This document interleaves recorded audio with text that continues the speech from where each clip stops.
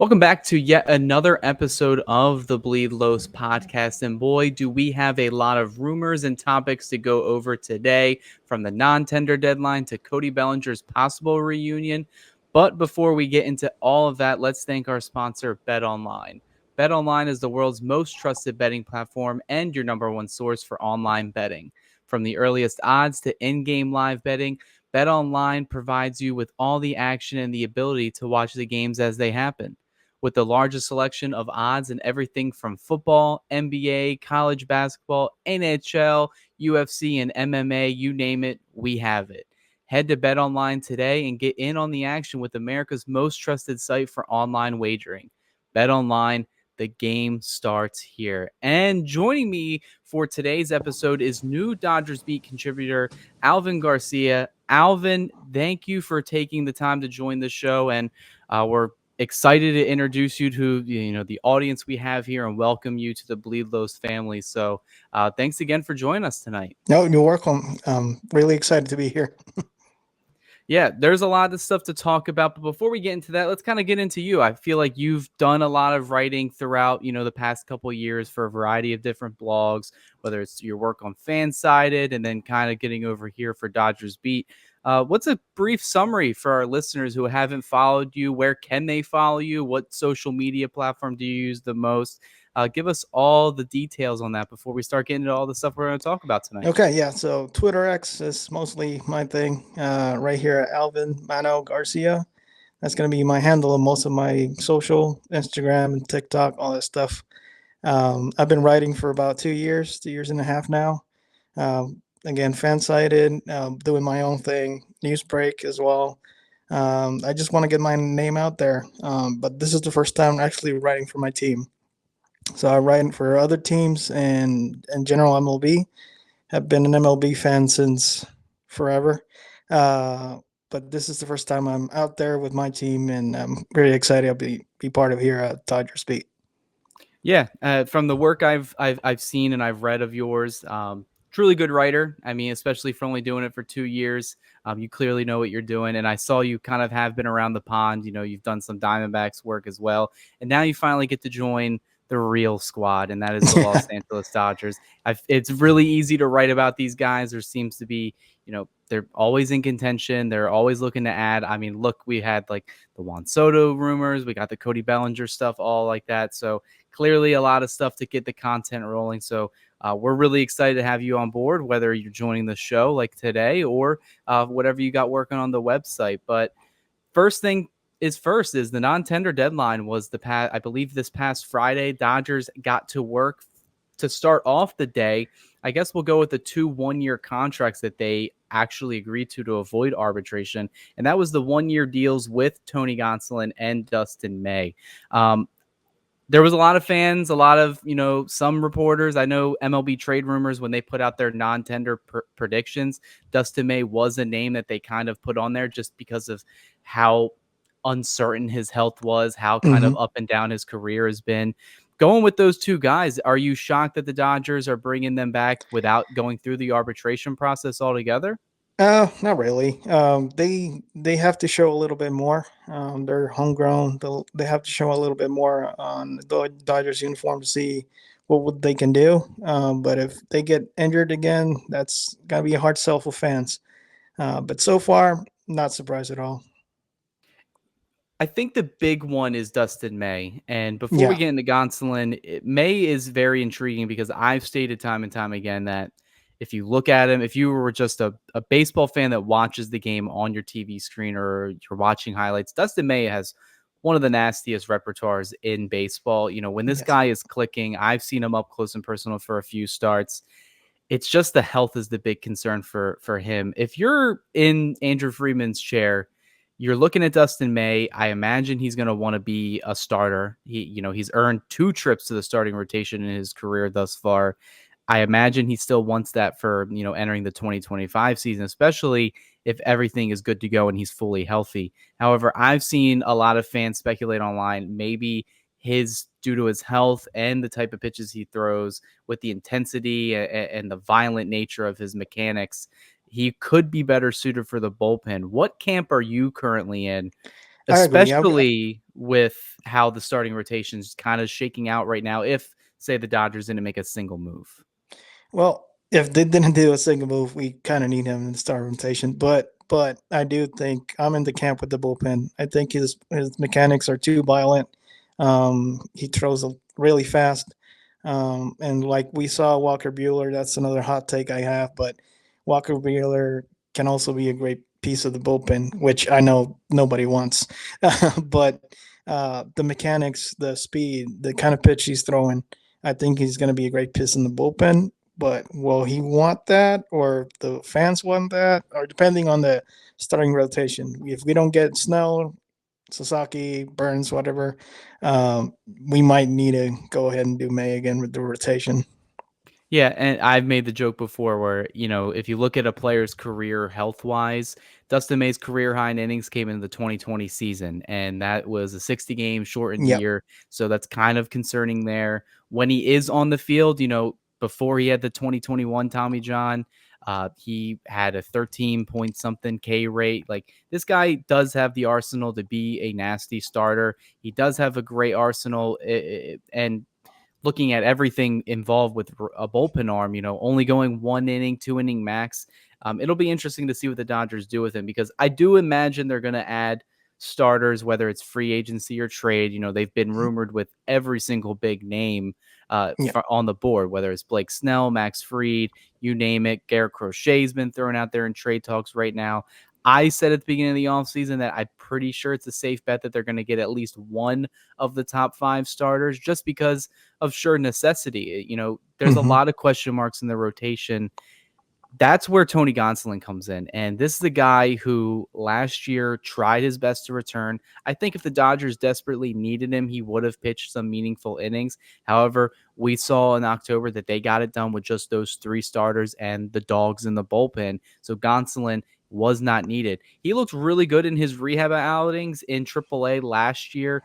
I feel like a lot of people forget the season he had prior to the injury in 2023. That 2022 year was a career breakout year, a low 2 ERA, ran away with a lot of wins thanks to a Dodgers team that won 111 games that season. But he was one of the most dependable arms for the Dodgers.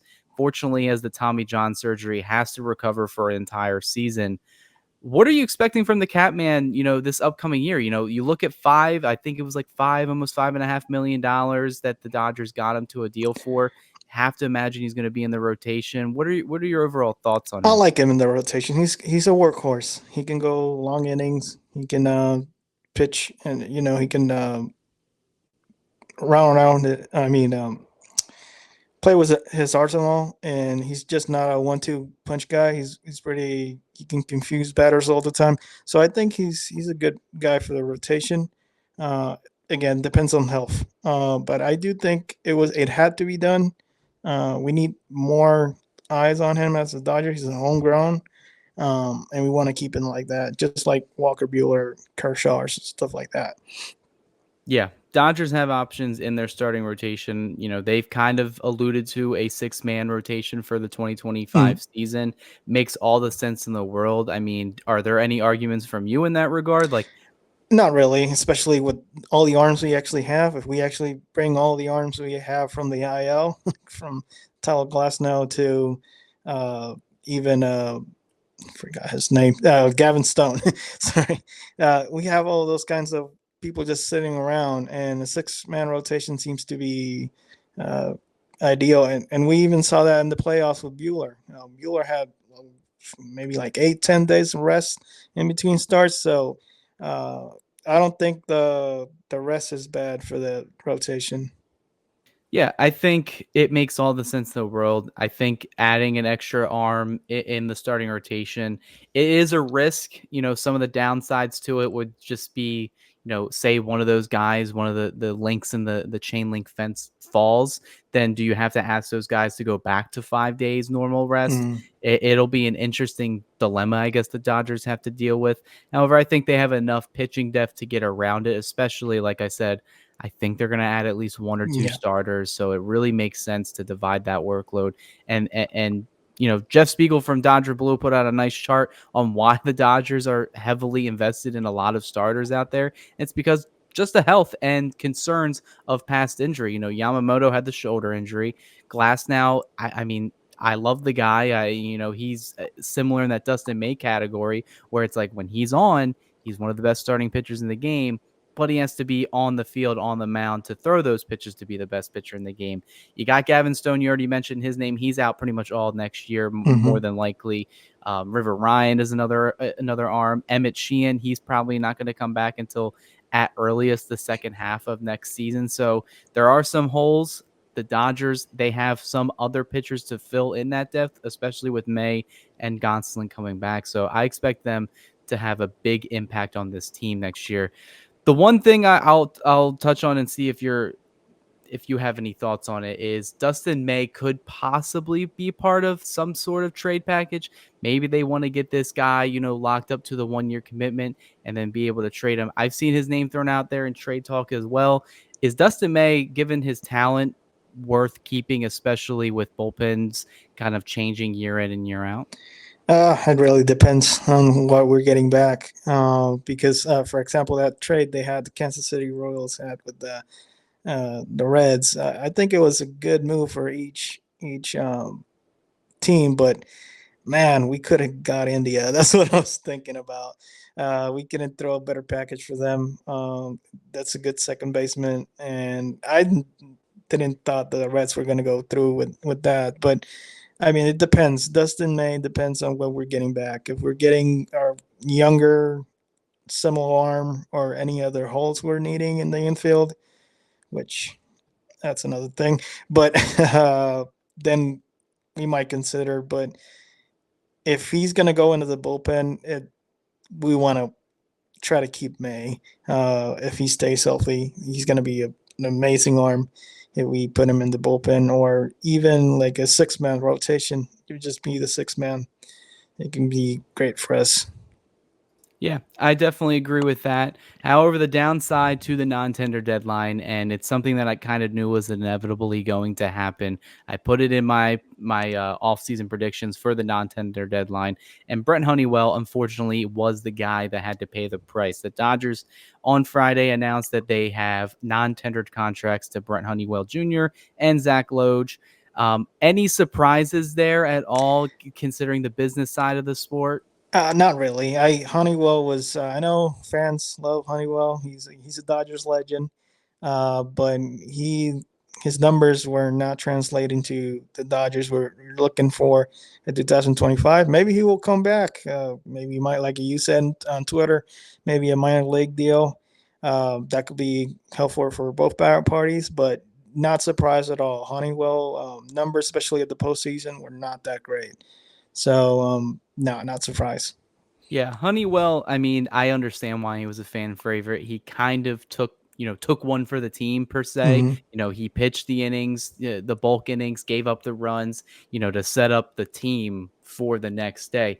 Looking at his 2024 season, it actually wasn't too terrible, especially when he joined the Dodgers and Hmm. going between AAA and the Big League Cup at a 2.62 ERA in 34 innings for the Dodgers this year. So it was good. A lot of people do forget that the Dodgers DFA'd him in August, and he ended up opting to stay with the team and accept the minor league assignment.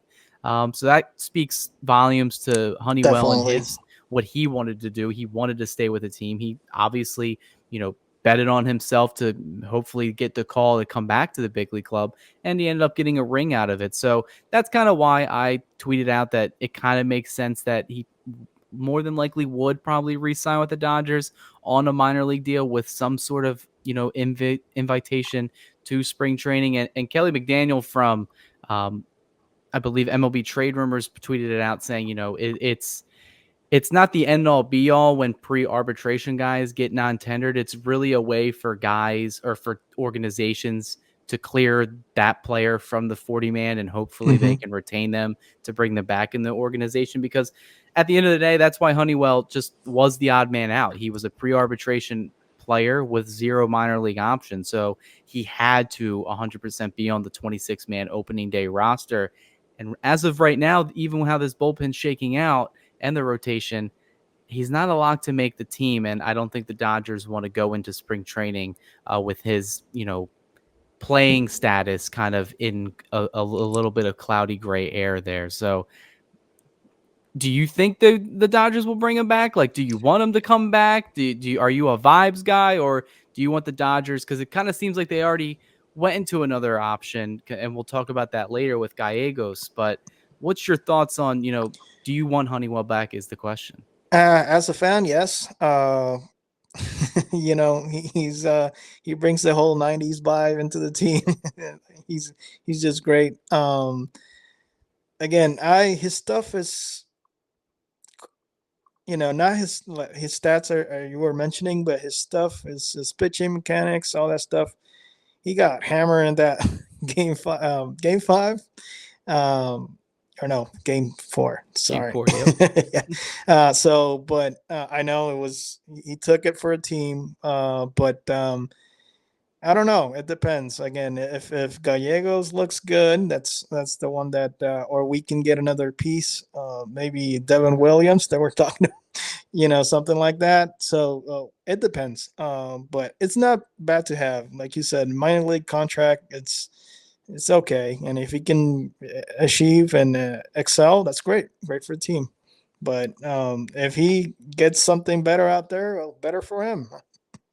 Yeah, I mean, he has options out there. He could go to, another team that's kind of out on the outside looking in where he could get a guaranteed major league spot, or he can return to the team that he won a World Series with, get a minor Exactly. league deal, maybe try to work his way back to the big league club and, from there on out, see what happens. The other part of this is Zach Loge. I mean, that kind of just seems like it was going to happen right off the gate. Similar situation to Brent Honeywell, except he had, I believe, 2 minor league options available. However, he was just taking up crucial 40-man roster space in his one inning with the Dodgers last year. Did not Yeah. look good. I believe he gave up 1 or 2 runs, a lot of hard hit contact, and then we just never saw him for the rest of the season. So when I was looking at the 40-man roster, I said, well, I see an outlier here. Are you surprised with Loge getting, the boot here? Not at all. Again, like you said, only one inning with the Dodgers.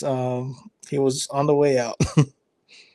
Yeah, there's really not much to talk about with him here. So best of luck to both players in this. Like I said, I think Brent Honeywell more than likely will make his way back in the Dodgers in some capacity. More than likely, like I mentioned, a minor league deal with an invitation to spring training. The other part of all of this is kind of the name you mentioned, and that's kind of the bullpen and where they're going to. The Dodgers did sign another former All-Star closer in Giovanni Gallegos from former St. Louis Cardinal. Was an all-star, was really dominant for a 4-year stretch from 2019 to around 2022. Surprised by the move at all? Is this another Dodgers pitching lab experiment? Because he did not look good last year, got DFA'd in mid-July, signed a minor league deal with the Twins that didn't end up working out. Dodgers are taking the bet on another former Cardinal closer. Yeah, they had Alex Reyes 2 seasons ago. What are your thoughts on the signing, and do you think the Dodgers can get whatever baseball's left out of him? We've seen it. The Dodgers are experts on turning things around for veterans. But I don't know. There's not enough. There's always room for pitching, no matter what, for the Dodgers, especially for that bullpen. And you just got to see. Gallegos was a name that I used to remember back through 3 years ago, 4 years ago when he was relevant. But he can come back. I trust the pitching staff at the Dodgers that they can turn it around, and maybe not the all-star closer, but some kind of setup man. Yeah, I mean, this is the formula that they've done for the past probably like 7+ years. Take a guy who's on the outside looking in, maybe could be a minor league deal, could be something more. This is a guy from 2019 to 2022, posted a 2.84 ERA, 32% strikeout clip. He was pretty dominant for the Cardinals, and he was a vast reason why they were successful in that window, winning the National League Central, getting a wild card appearance against the Dodgers and all that. It dropped off the past 2 years, didn't do too well in 2023, had an ERA over 4. And then this year it was an ERA well over 6. The biggest reason why is, drop in velocity, lost around 2 miles per hour on, his fastball and his primary pitches. And then because of that velocity dip, his strikeout numbers went down, but also his command was a little erratic as his walks went up. So if the Dodgers can see something maybe mechanically, because he said Gallegos has stated that it's not health or anything related that way. He did miss some time on the IL in 23, but in 24, it was kind of just performance of why the Cardinals moved on. I think if the Dodgers can kind of fix some things there, they could tap into something pretty good here. And it Hmm. would be a steal for the Dodgers if that's the case.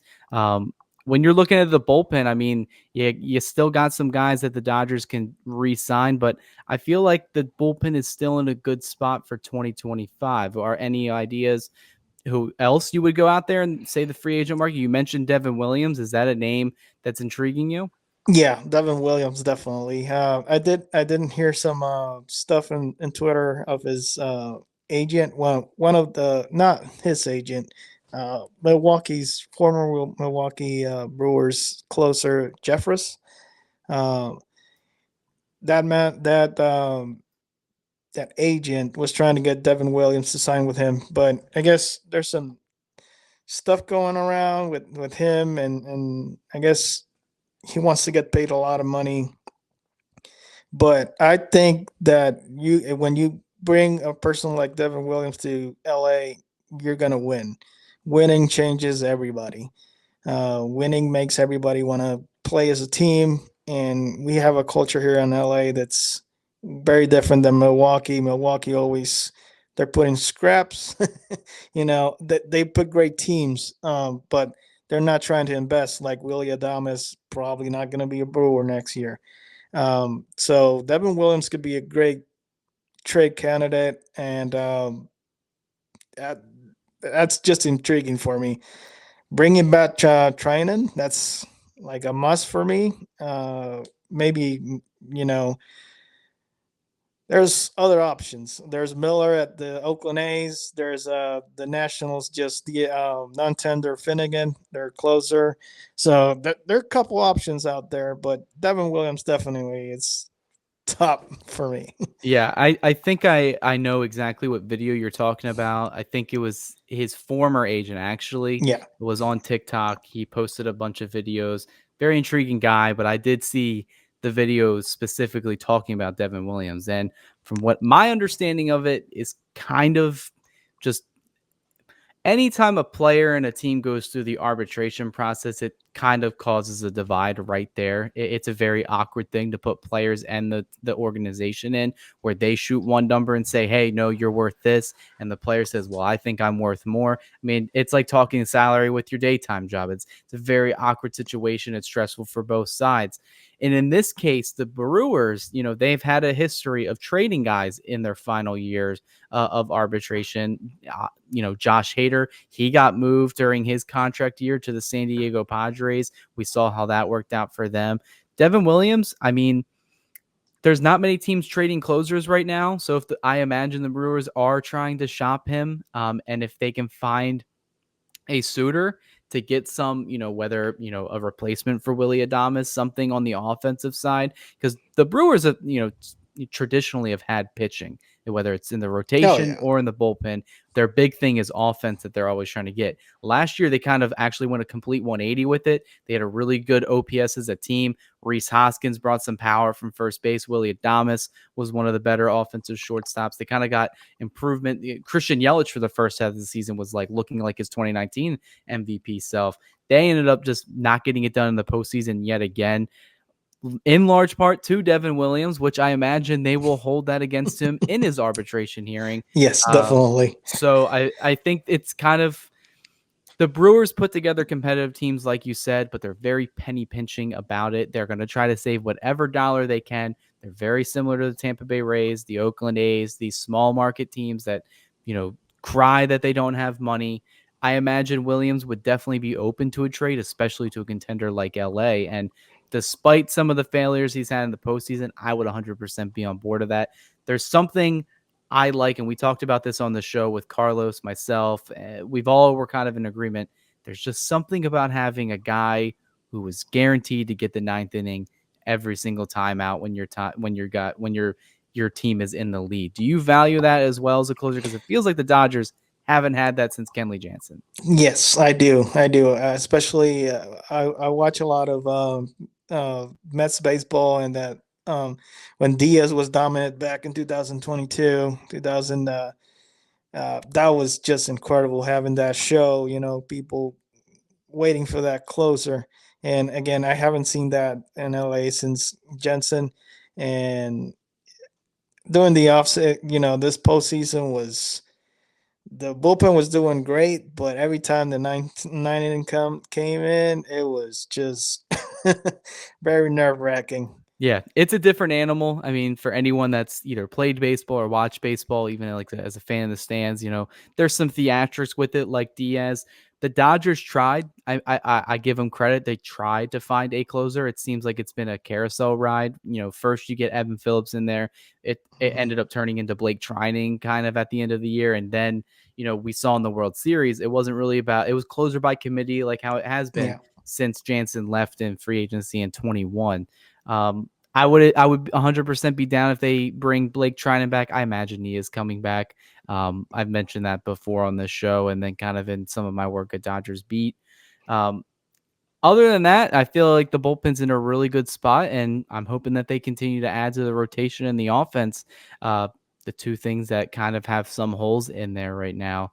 Kind of looking at the coaching staff, though, we'll switch gears to that. One of the holes that the team did have was first base coach Clayton McCullough. I believe last week took the job for the Miami Marlins manager gig. Good luck to him. That kind of franchise seems like not the best place to be in right now.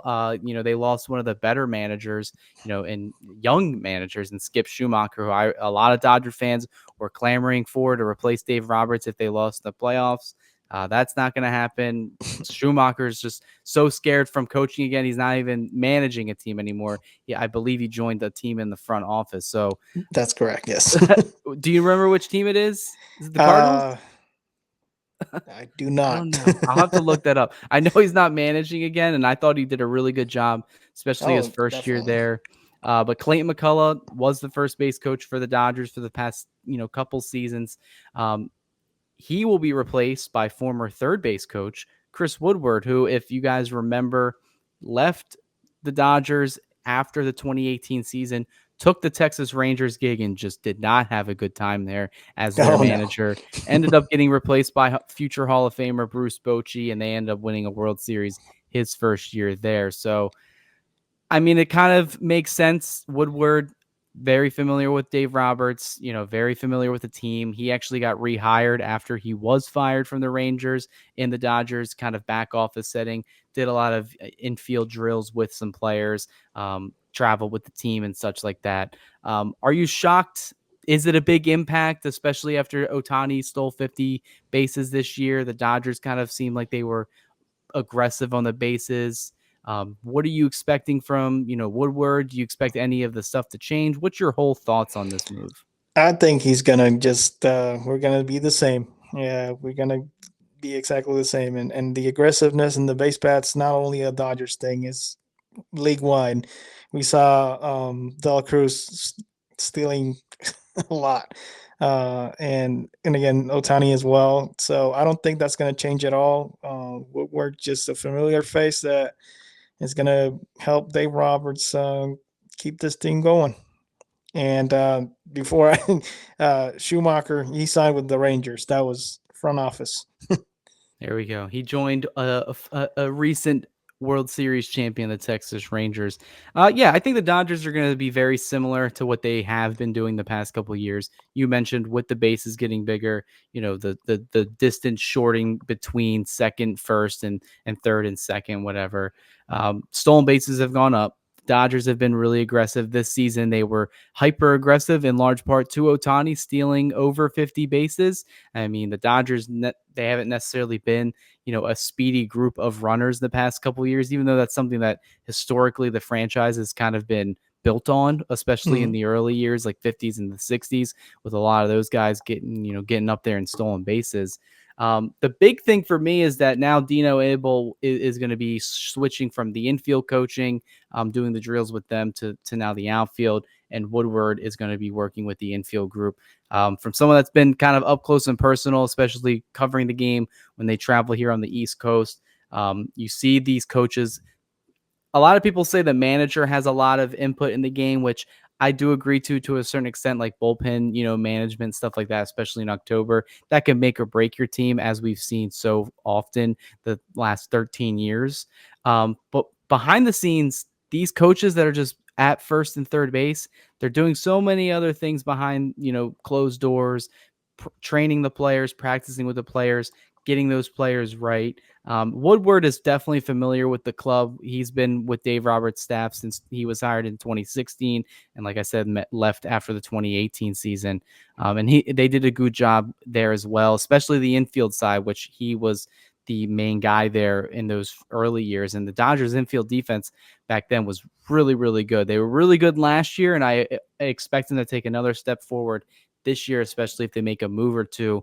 Mookie Betts coming into second base, shortstop Miguel Rojas is currently the primary starter, but if they add someone like Willie Adames, who is a defensive first guy, even though he took a step back this year, I'm really excited to see what they do. But I agree with you. I think it's going to be primarily the same. I don't really see much changing this year. Yeah. But what is next on the to-do list? That is right. Big topic on Dodger Twitter and Dodger social media, and that is our old friend Cody Bellinger. Cody Bellinger has kind of been all over the news, reports this week. Ken Rosenthal of The Athletic posted a very interesting article that I did a lot of kind of writing on based off that article. A lot of Dodgers tidbits in there. The last part of that article and that report was that Cody Bellinger is actively being shopped by the Chicago Cubs. He is in the final 2 years. He opted into his player option this year, which was for around like 23 million. Then he has another player option next year for, I believe, 25 million. They assume he's going to probably opt into that, especially if he plays like he did this past year. They actively want to get rid of that $50 million salary and let some of their younger outfielders, like say a Pete Crow Armstrong and these other prospects, get some playing time.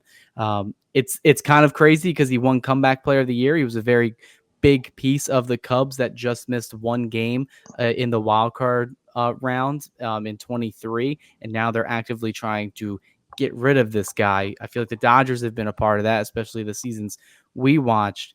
Your takes on this, because a lot of fans have started to speculate Dodgers reunion. I know you put a tweet out there. I definitely put a tweet out there. Very, very touchy subject. Curious to what your thoughts are on the process. It's I don't know even how to describe it. It's Cody Bellinger. He's a 22. That catch he had at 2020. That catch, I have the tops now for that card, and I have a picture of Cody Bellinger getting that ball center field. He's a Dodgers legend back in 2020, but is the salary match what he did last year? I don't know. If he comes back as he did in 23, yeah, come back. But last year he didn't do that well. I'm not betting on getting Bellinger, and I know he has other, even the Yankees. I was seeing Yankees Twitter that they want him, so they can have him. Yeah, I mean, the interest makes sense. The other years, Oh, like last definitely. year and the year before, where everyone was saying, "Well, bring Bellinger back," trade with the Cubs. The Dodgers didn't really have a spot for him. This Hmm. time they do. Moving Mookie Betts to second base does open up an outfield spot. I know Andy Pajes has kind of been criticized for his defense. So far, he's probably going to get the center field gig, at least splitting time with Tommy Edman over there. Bellinger would fit, couple, hitting two birds with one stone there. He could play a corner outfield. He can play center field. If you want to get Freddie Freeman off his feet, he can play Yep. first base as well. The big thing with me is what you mentioned is the salary. I don't think it really matches up for what the performance is. And I think the Cubs know that too. And it's going to be really, Yep. really tricky for them to trade him away. At the end of the day, he's an underwater contract right now. So they're going to either going to have to eat some of that money or they're going to have to take way less than what they are expecting to get in return. The Dodgers and the Cubs have lined up for a couple trades over the past couple years, especially last year where the Dodgers kind of did a salary dump there, getting rid of, Michael Bush and Yency Almonte, bringing in some younger prospects in the process. A trade can get done for Bellinger if they're willing to eat, say, Chris Taylor's remaining deal. He's due around 12, $13 million. Maybe you do kind of like a salary swap along those lines. Maybe send like a James Outman over there, someone along with that, get cash from the Cubs. There's a variety of different ways. I would be open to a or a Cody Bellinger reunion, but that's if, say, they don't get Juan Soto, they don't get Teoscar Hernandez, they don't get Anthony Santander, they don't get Tyler O'Neill. Like, they gotta go the bottom of the barrel for me. I understand, Bellinger was one of my favorite players growing up. I mean, I got his jersey hung up straight in the back right over there. I mean, obviously, I still feel for the guy and I want him to succeed. If he ends up coming back to Los Angeles, I'm going to cheer for the move because I'll understand the move and it'll be cool to see a player of his caliber and his stature in the Dodgers lore, especially recently. I wrote an article about it, why it doesn't really make sense, and some of the points, whether it's defense or offense, the numbers just aren't there as what they once were, especially when he was in a Dodgers uniform. And he's a very inconsistent, streaky player. And I don't really necessarily think the Dodgers want to kind of dabble in that. So I'm going to say I'm out on Bellinger. I don't think it's entirely going to happen either. You mentioned the Yankees. I feel like he's been rumored to go there for a while now. Just make it happen already. His father played there in the early 90s, late 2000s, or the early 2000s and the late 90s. Just make Cody Bellinger go there. He can be their new first baseman replacing Rizzo. He actually may run to the bag. I mean, that's probably something Bellinger would do there. So I don't really see. Do you even see Bellinger get moved at all? Because the salary thing, I just think is going to be a big hiccup in all of that. Maybe if a team like said the Yankees or the Dodgers, but I don't think he's gonna get moved soon. Maybe at the trade deadline, uh, and not even like at July. Maybe June, May, end of May. When if we get injuries or stuff at the outfield or first base, then I think teams will get a little bit desperate. But not right now. I don't see him moving at Yeah, all. I think he's a deadline guy because Mm-hmm. of this. If he's playing really well and the Cubs aren't in contention, they can look to trade him because more than likely the team that's going to acquire him, they're going to essentially think that he's just going to opt out of that deal and then test free agency again, try to get that long-term deal that he's so been looking for, especially Mm-hmm. after 2023 winning comeback player of the year. Like I said, I don't see a Dodgers reunion in the cards per se. It makes sense on paper, but I just don't. I just feel like sometimes it's time to move on, guys. Don't keep thinking about your ex girlfriends, all that stuff. Move on. Nostalgia's it's a good thing, but it can also be a bad thing when you're reminiscing on everything that what the player was and then what the player is now. Because like I said in my article, what Bellinger is right now is a streaky league average player. His defense has taken a huge decline over the last couple of years. His offensive numbers, even in 2023, when he had the rebound year, if you look at his baseball savant page, his barrel percentage was down. He doesn't walk a lot. He credit to him, he's decreased his strikeouts a lot, and I think Mm-hmm. that's in large part where kind of got away from the Dodgers philosophy, wanted to get a fresh start in another organization. But other than that, the power number really isn't there. I just feel like it's just not a can of worms I want the Dodgers to be invested in. If you're going to bring back any outfielder, should be Teoscar Hernandez, and I don't think I there's going to be agree. any argument there. I Um, agree. Free agency market, it's definitely going to start turning here soon.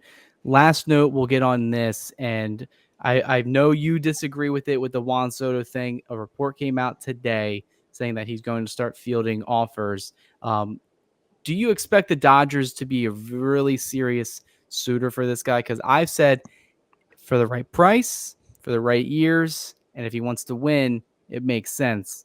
But I really don't see it happening just because once you get to a 14-year, $600+ million contract, I just don't think the Dodgers bite at that. But do you think there is a possibility, or do you want the Dodgers to do something else?